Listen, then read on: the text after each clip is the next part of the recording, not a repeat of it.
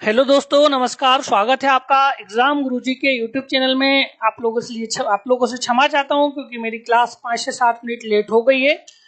आपकी क्लास अब थोड़ी विधिवत रहेगी। थोड़ा टेक्निकल प्रॉब्लम आने के कारण क्लास लेट हो गई, लेकिन बाकी अब सब कुछ ठीक हो चुका है। आपकी क्लास ये विधिवत रहेगी जैसी आपकी डेली रहती है। आज ये हमारी, आपको पता ही है, 34वीं क्लास है। 34वीं क्लास में आज का जो हमारा टॉपिक होगा वो होगा आपका क्या, विश्व का भूगोल, क्योंकि हम विश्व का भूगोल पढ़ रहे हैं। और विश्व के भूगोल में जो हमारा टॉपिक चल रहा है वो चल रहा है लास्ट टॉपिक, क्योंकि हम विश्व के भूगोल के टेस्ट की 3 से पहले डिस्कशन देख चुके हैं। आज जो हम डिस्कशन देखेंगे, जो विविध से संबंधित आपके भूगोल के क्वेश्चन है हमारी टेस्ट सीरीज में, उनसे संबंधित आज ये हमारी क्लास होने वाली है। आपकी बहुत अच्छी क्लास होने वाली है। जो हमारी टेस्ट सीरीज में 50 क्वेश्चन होते हैं, 50 में से हम यहाँ पे 20 क्वेश्चनों की आपकी चर्चा करेंगे। ये हमारी पीएससी की टेस्ट सीरीज है जिसका डिस्कशन अभी आप देख रहे हो। ये जो टेस्ट सीरीज आपको प्राप्त होगी, आपको एग्जाम गुरुजी ऐप पर जाकर आप ये टेस्ट सीरीज परचेस कर सकते हो। ये टेस्ट सीरीज आपको 499 रुपए में प्राप्त हो जाएगी। हमारे आप लोगों के लिए नोट्स भी अवेलेबल है। ये जो नोट्स आप लोगों के लिए अवेलेबल है वो आपके लिए 999 रुपए में अवेलेबल है। आप एग्जाम गुरुजी ऐप पर जाइए, आप हमारे नोट्स परचेस कर सकते हो। 10 से 12 दिन के अंदर आपको 2020 के न्यू सिलेबस के अनुसार 12 से 13 बुकलेट आपके घर पहुंचा दी जाएगी। ये जो नोट्स आपको प्राप्त होंगे, ये प्राप्त होंगे आपको 999 रुपए में। अगर आपने हमारे 2020 के नोट्स परचेस किए तो आपके लिए 3 जो ये टेस्ट सीरीज है इसमें स्पेशल 100 रुपए का आप लोगों के लिए डिस्काउंट है। टेस्ट सीरीज आपको 399 रुपए में प्राप्त होगी। ये टेस्ट सीरीज बाई लैंग्वेज है, हिंदी और इंग्लिश दोनों माध्यम के लोग हमारी टेस्ट सीरीज ज्वाइन कर सकते हैं। ये हमारे टेस्ट के आज के टॉपर, क्योंकि हम डेली जो प्रक्रिया करते हैं हम आपको टॉपर का नाम डेली बताते हैं कि हमारे टेस्ट में किन किन व्यक्तियों ने टॉप किया। तो यहाँ पे अगर हम टॉपरों का नाम देखें कि ये जो हमारे टॉपर कौन कौन है, तो फर्स्ट रैंकर जो है उनका नाम है सीमा जी, इन्होंने 41 क्वेश्चन ठीक किए। सेकंड रैंकर विजयवाल जी, इन्होंने 40 क्वेश्चन ठीक किए। थर्ड पे आपके अदिति अग्रवाल जी, इन्होंने 38 क्वेश्चन ठीक किए। फोर्थ रैंक पे आपके पवन प्रजापति जी, इन्होंने 34 क्वेश्चन ठीक किए। फिफ्थ पे आपके विजय सिंह जी, इन्होंने 29 क्वेश्चन ठीक किए। इन पांचों टॉपर्स को हमारे एग्जाम गुरुजी फैमिली की तरफ से बहुत बहुत कॉन्ग्रेचुलेशन। अब हमारी आज की क्लास स्टार्ट करने जा रहे हैं। क्लास हम जल्दी समाप्त करेंगे। सबसे पहला क्वेश्चन अब आपकी स्क्रीन पर आपको दिखाई दे रहा है। जुलू एक जाति है जिसका संबंध निम्न में से किससे है? क्योंकि अब जब आप विश्व का भूगोल पढ़ते हो तो उसमें आपको कई क्षेत्र की जनजातियों के बारे में पढ़ना होता है। इन जनजातियों में से आपसे एक जनजाति के बारे में पूछा है कि जो जुलू जनजाति है वहां कहां पर निवास करती है। अगर हम इस जुलू जनजाति के आपसे क्षेत्र पूछा है तो आप देखिए कौन कौन से क्षेत्र में आपको बताना है। तो यहाँ पे अगर हम जुलू जनजाति के बारे में देखें तो सबसे पहला ऑप्शन आपको दिखाई दे रहा है यहाँ पे न्यूजीलैंड, फिर आपका दक्षिण अफ्रीका, फिर आपका जिम्बाब्वे, फिर आपका कौन सा आ जाएगा, मेक्सिको। अगर हम जुलू जनजाति के बारे में देखें कि जुलू जनजाति आपकी कहाँ पर निवास करती है, तो जो आप दक्षिण अफ्रीका, ध्यान रखिएगा, जो दक्षिण अफ्रीका का आपका नेटाल प्रांत है, दक्षिण अफ्रीका के नेटाल प्रांत में जो जनजाति निवास करती है उस जनजाति का नाम है आपकी कौन सी जनजाति, तो वो जनजाति आपकी कौन सी, तो दक्षिण अफ्रीका के नेटाल प्रांत में निवास करने वाली जनजाति आपकी कौन सी, जुलू। अगर इसी प्रकार हम बात करें याकू जनजाति के बारे में कि याकू कहाँ पर निवास करती है, तो जो आपका टुंड्रा प्रदेश है, आप टेगा प्रकार और टुंड्रा प्रकार की जलवायु पढ़ते हो, उसी में आपका जो टुंड्रा प्रदेश आता है वहां पे आपकी जो जनजाति निवास करती है उसका नाम है आपका क्या, याकू। अगर हम एक और जनजाति के बारे में बात करें जिसका नाम है आपका क्या, पापुआंस। ये जो पापुआंस जनजाति निवास करती है ये करती है आपकी कहाँ पे, न्यू गिनी में। तो यहाँ पर आपको ये जनजातियों के नाम आपको याद रखना है। मैंने यहाँ पे आपसे क्वेश्चन पूछा था कि जो जुलू जनजाति है वह कहाँ पे निवास करती है, तो जो जुलू जनजाति निवास करती है वहां दक्षिण अफ्रीका के नेटाल प्रांत में निवास करती है। तो क्वेश्चन नंबर 1 का जो आंसर होगा वो होगा आपका क्या, बी। अगले क्वेश्चन की हम बात करें, क्वेश्चन नंबर 2 आपका निचली क्रस्ट और ऊपरी मेंटल के बीच कौन सी असंबद्धता पाई जाती है। आपको इनके बारे में बताना है, क्योंकि जब आप पृथ्वी की आंतरिक संरचना पढ़ते हो तो पृथ्वी की आंतरिक संरचना में आपको पता है पृथ्वी का भौतिक आधार पर वर्गीकरण 3 भागों में, आपका क्रस्ट, मेंटल और कोर। इन असंबद्धता का मतलब क्या है, यहाँ पर एकदम से जो तापमान में वो क्या आता है आपका, परिवर्तन। तो ये जो परिवर्तन आता है उसी को हमने यहाँ पे असंबद्धता बोला है। तो आपको उन असंबद्धताओं के बारे में बताना है कि निचले क्रस्ट और ऊपरी मेंटल के बीच में कौन सी असंबद्धता होती है। तो जब आप पृथ्वी की आंतरिक संरचना पढ़ते हो तो पृथ्वी की आंतरिक संरचना का आप इस प्रकार का एक डायग्राम बनाते हो। इस डायग्राम में यहाँ पर देखिएगा ये जो ऊपरी वाला भाग है इसको बोलते हैं हम आपका क्या, क्रस्ट।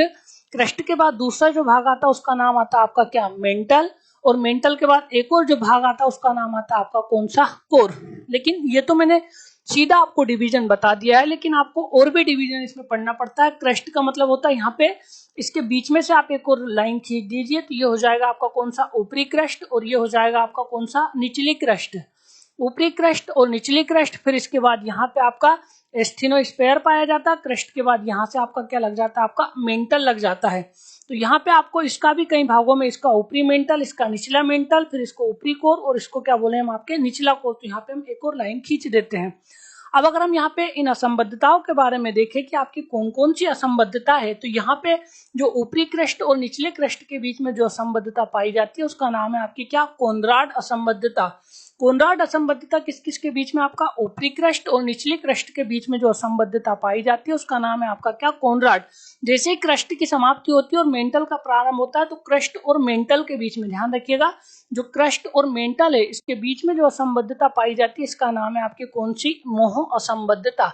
यहाँ पे मैंने आपसे क्वेश्चन पूछा था कि निचली क्रस्ट और ऊपरी मेंटल के बीच में कौन सी असंबद्धता पाई जाती है, तो यहाँ पे आप देखिए ये निचली क्रस्ट हो गई और ये कौन सा हो गया आपका ऊपरी मेंटल। इसके बीच में जो असंबद्धता है इसका नाम है आपकी क्या, मोह असंबद्धता। फिर अगर आप यहाँ पे एक और असंबद्धता देखोगे तो और भी कई असंबद्धताएं आपको मिलती है। एक असंबद्धता का नाम आपका रेपेही असंबद्धता। रेपेही के बाद आपकी एक असंबद्धता आती है उसका नाम है आपका गुटेनबर्ग असंबद्धता। गुटेनबर्ग के बाद आपकी एक और असंबद्धता आती है उसका नाम है आपका क्या, लेहमैन असंबद्धता। तो ये सब सारी चीजें आपको पढ़ना पड़ती है विश्व के भूगोल में। जब आप पृथ्वी की आंतरिक संरचना पढ़ते हो तब, जब कभी आप विश्व का भूगोल डिस्कशन से डांगी सर से पढ़े होंगे तो उन्होंने आपको ये पढ़ाया भी होगा कि कहाँ कहाँ पर कौन कौन सी असंबद्धता पाई जाती है। यहाँ पर सिर्फ मैंने आपसे पूछा था कि ऊपरी क्रस्ट, निचली क्रस्ट और ऊपरी मेंटल के बीच में कौन सी असंबद्धता मिलती है, तो उसका नाम होगा आपकी कौन सी, मोह असंबद्धता। इसलिए इसका जो आंसर होगा वो होगा आपका क्वेश्चन नंबर 2 का आंसर बी। अगले क्वेश्चन की हम बात करें, क्वेश्चन नंबर 3, भूमध्य रेखा, कर्क रेखा और मकर रेखा तीनों निम्न में से किस महाद्वीप से होकर गुजरती है। जब आप विश्व का मैप गौर से देखोगे तो विश्व के मैप में ये जो रेखा है इसका नाम है आपकी विषुवत। ये जो ऊपर रेखा है 23.5 डिग्री उत्तरी अक्षांश, इसका नाम है कर्क रेखा। ये 23.5 डिग्री दक्षिणी अक्षांश, इसका नाम है आपकी क्या, मकर रेखा। अगर हम इन तीनों का आंसर देखें तो ये तीनों जो इस महाद्वीप से गुजरती है उस महाद्वीप का नाम है आपका कौन सा, अफ्रीका महाद्वीप। बहुत सिंपल सा क्वेश्चन है और आप सभी को इसका आंसर पता भी होगा। अगर हम मैप में इसको देखें कि मैप में इसका कहां पर है, तो यहाँ पे आप देखिएगा, ये आपको वर्ल्ड का मैप दिखाई दे रहा होगा। यहाँ पे आप देखिएगा इस तरीके से यहाँ से बीचों बीच से ये जो रेखा निकल जाती है उसका नाम है आपकी कर्क। फिर आपकी जो विषुवत, विषुवत के बाद ये ऊपर आ जाएगी आपकी ये कौन सी, तो ये निकल जाती है आपकी एशिया में भारत से होती हुई, उस रेखा का नाम है आपकी कौन सी, कर्क रेखा। और ये जो नीचे वाला भाग है इससे जो निकल जाती है उसका नाम है आपकी क्या, मकर रेखा। तो यहाँ पर आप हमेशा याद रखिएगा ये जो तीनों रेखाएं, कर्क रेखा, मकर रेखा और विषुवत रेखा, ये किस महाद्वीप से होकर गुजरती है, तीनों के तीनों। तो ये जो तीनों के तीनों जिस महाद्वीप से होकर गुजरती है उस महाद्वीप का नाम है आपका कौन सा, अफ्रीका महाद्वीप।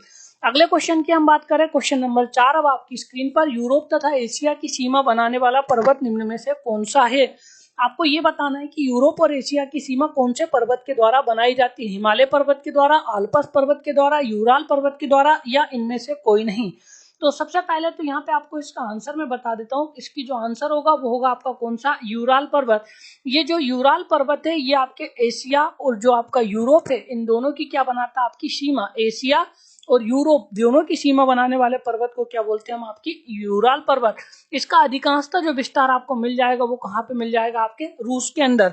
और इसकी सबसे ऊंची चोटी का अगर हम नाम देखें यूराल पर्वत की, तो इसकी सबसे ऊंची चोटी आपकी माउंट नेरोडनाया या माउंट नेरोडनाया, इसकी सबसे ऊंची क्या मानी जाती है, आपकी चोटी। तो यहाँ पे आपसे क्वेश्चन भी पूछा गया है कि यूरोप तथा एशिया की सीमा किस पर्वत के द्वारा बनाई जाती है।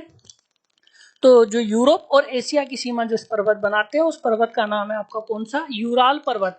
अगले क्वेश्चन की हम बात करें, क्वेश्चन नंबर 5। अगला हमारा क्वेश्चन है क्वेश्चन नंबर 5। अब आपकी स्क्रीन पर इसका आपको बताना है कि किस प्रकार के पर्वतों में सागरीय जीवों के अवशेष पाए जाते हैं। आपके ये कॉन्सेप्ट वाला क्वेश्चन है, अगर आपने अच्छे से भूगोल पढ़ा होगा तो आप इसका आंसर दे पाओगे कि किस प्रकार के पर्वतों में सागरीय जीवों के अवशेष पाए जाते हैं।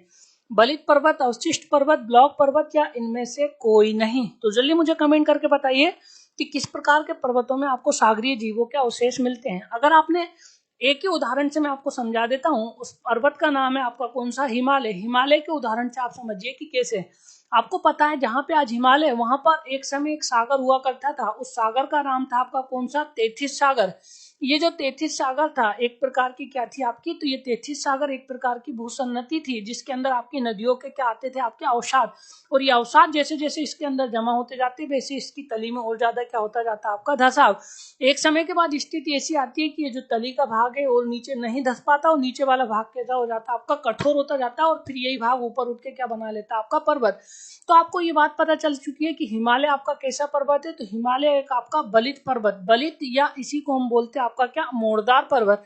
तो जो बलित या मोड़दार पर्वत होते हैं उनके अंदर आपको किसके अवशेष मिलते हैं आपको, तो उसके अंदर मिलेंगे आपको सागरीय जीवों के अवशेष। अगर आप विश्व के बलित पर्वतों के बारे में देखोगे तो रॉकीज हुआ, एंडीज हुआ, हिमालय हुआ, ग्रेट डिवाइडिंग रेंज हुआ, आपके ये जो सब पर्वत आते हैं किस प्रकार के पर्वत है आपके, बलित पर्वत। और सभी बलित पर्वतों का जो निर्माण हुआ वो किससे हुआ आपका, भूसन्नति से। जो भूसन्नति का सिद्धांत के बारे में अगर हम देखें तो 33 नामक जो वैज्ञानिक है उन्होंने 33 भूसन्नति सिद्धांत, कोवर का भूसन्नति सिद्धांत आपने देखा है। और जो कोवर भूसन्नति सिद्धांत का इन्होंने क्या किया आपका प्रतिपादन, जबकि विस्तार रूप से इसकी व्याख्या हॉल एवं डाना ने की थी। तो जिस भी प्रकार के अगर हम पर्वतों की देखें कि कौन से पर्वतों में सागरीय जीवों के अवशेष मिलते हैं तो उस पर्वत का नाम है आपका कौन सा, तो उस पर्वत का नाम है आपका हिमालय पर्वत। इस हिमालय पर्वत को हम बलित या मोड़दार पर्वत के नाम से भी क्या करते हैं हम आपके जानते हैं। अगले क्वेश्चन की हम बात करें, क्वेश्चन नंबर 6, पृथ्वी की उपसौर स्थिति किस महीने में होती है। या कभी कभी आपसे क्वेश्चन ये भी पूछ लिया जाता है कि पृथ्वी सूर्य के समीप किस तारीख को होती है। ये दो प्रकार से आपसे क्वेश्चन पूछा जाता है कि पृथ्वी सूर्य के समीप किस तारीख को होती है, और एक और क्वेश्चन पूछा जाता है पृथ्वी सूर्य से सबसे दूर कब होती है, सूर्य से सबसे दूर कब होती है। अब आपको इन दोनों क्वेश्चन का आंसर एक ही प्रकार से, एक आपसे पूछ लिया जाता है कि उपसौर की स्थिति कब होती है, जब पृथ्वी सूर्य के समीप होती है उस स्थिति को हम उपसौर बोलते हैं, और जब पृथ्वी सूर्य से सबसे अधिक दूरी पर होती है उस स्थिति को हम बोलते हैं आपका क्या, अपसौर। अगर हम इस उपसौर और अपसौर की स्थिति को देखें कि उपसौर और अपसौर की स्थिति कब होती है, तो जो 3 जनवरी होती है, 3 जनवरी को पृथ्वी सूर्य के सबसे नजदीक होती है। तो पृथ्वी जब सूर्य के सबसे नजदीक होती है तो उस स्थिति को हम उपसौर बोलते हैं। अगर हम बात करें 4 जुलाई की, तो जो 4 जुलाई होता है उसमें पृथ्वी सूर्य से सबसे दूर होती है, ध्यान रखिएगा, और उस स्थिति को हम क्या बोलते हैं आपके अपसौर बोलते हैं। यहाँ पर मैंने पूछा है कि पृथ्वी की उपसौर की स्थिति किस माह में होती है, तो पृथ्वी की उपसौर की जो स्थिति होती है वो 3 जनवरी। तो स्वाभाविक बात है आपकी जब 3 जनवरी होती है तो आपकी कब होती है, आपकी ये जनवरी माह में। इसलिए क्वेश्चन नंबर 6 का जो आंसर होगा वो होगा आपका क्या, जनवरी। अगला क्वेश्चन ये, उससे पहले आप हमारी ये जो टेस्ट सीरीज है जिसका डिस्कशन अभी आप देख रहे हो, ये जो टेस्ट सीरीज है आपको 499 रुपए में प्राप्त होगी। आप एग्जाम गुरुजी ऐप पर जाकर आप हमारी टेस्ट सीरीज परचेज कर सकते हो। अगर अभी तक आपने प्ले स्टोर से एग्जाम गुरुजी ऐप डाउनलोड नहीं किया है तो आप डाउनलोड कर लीजिए, आपकी पढ़ाई में बहुत ज्यादा हेल्प करेगा। अगर आपने हमारे नोट्स परचेज किए तो आप लोगों के लिए स्पेशल 100 रुपए का डिस्काउंट है, आपको हमारी टेस्ट सीरीज 399 रुपए में प्राप्त होगी। अगले क्वेश्चन की हम बात करें, क्वेश्चन नंबर 7, संवहनीय वर्षा किन क्षेत्रों में होती है।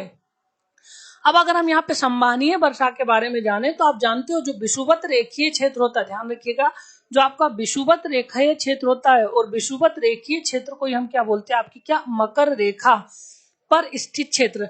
अब यहाँ पे देखिएगा ये विषुवत रेखीय क्षेत्र में क्या होता है, आपकी गर्मी अधिक तेजी से पड़ती है। जब यहाँ पे गर्मी अधिक तेजी से पड़ती है तो यहाँ पे धरातल से ये हवा गर्म होकर क्या करती है, आपके ऊपर उठती है, और जब हवा गर्म होकर ऊपर उठती है तो ऊपर जाकर वो क्या हो जाती है, आपकी फैल जाती है, और फैल जाती है तो तब ये हवा यहाँ पे क्या करती है, आपकी वर्षा करती है। और इसी वर्षा को हम कौन सी वर्षा बोलते हैं, आपकी संवहनीय वर्षा। तो जो विषुवत रेखीय क्षेत्र और मकर रेखा वाला क्षेत्र होता है वहां पे जो वर्षा होती है उस वर्षा का नाम है आपका कौन सा, संवहनीय वर्षा। ये संवहनीय वर्षा मतलब जो विषुवत रेखा का 0 से 5 डिग्री वाला क्षेत्र वहां पर बिल्कुल डेली होती है। अब विषुवत रेखा का जो 0 से 5 डिग्री वाला क्षेत्र है यहाँ पे आप देखिएगा 2 से 5 के बीच में आपको डेली वर्षा वाला क्षेत्र मिलेगा। तो यहाँ पर आपकी जो वर्षा होती है वो कौन सी वर्षा होती है आपकी, तो संवहनीय वर्षा। तो संवहनीय वर्षा कहाँ पर होती है, तो जो संवहनीय वर्षा होती है वो कहाँ पे होती है, आपके विषुवत रेखीय क्षेत्र में। इसलिए जिन लोगों ने इसका आंसर विषुवत रेखीय मकर रेखा क्षेत्र लगाया है उन सभी का आंसर बिल्कुल सही है। ध्यान रखिए, सॉरी मकर रेखा नहीं बोल दिया मैंने, इसको मकर रेखा नहीं, सॉरी, मकर रेखा आपकी 23.5 डिग्री विषुवत रेखा बोलते हैं, और एक इसको बोलते हैं हम आपकी कौन सी, तो इसको बोलते हैं हम आपका क्या, भूमध्य रेखीय क्षेत्र। तो ये जो आपका भूमध्य रेखीय और विषुवत एक नाम है, मकर रेखा 23.5 डिग्री दक्षिणी अक्षांश को बोलते हैं जो कि आपकी कहाँ पर होती है, नीचे, और 23.5 डिग्री उत्तरी अक्षांश को क्या बोलते हैं हम आपकी कर्क रेखा।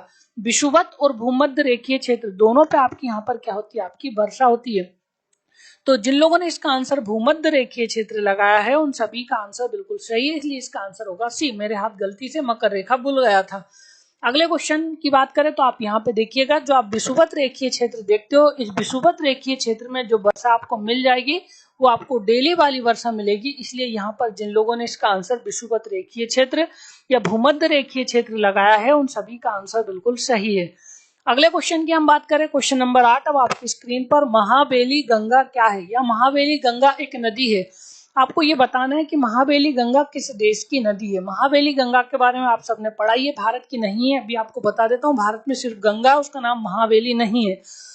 अगर हम महावेली गंगा की बात करें कि महावेली गंगा कहाँ की है, तो ध्यान रखिएगा, जो आपकी महावेली गंगा है, ये जो महावेली गंगा, आप जब श्रीलंका जाओगे तो श्रीलंका की जो एक प्रमुख या बड़ी नदी मानी जाती है, उस नदी का नाम है आपकी क्या, महावेली गंगा।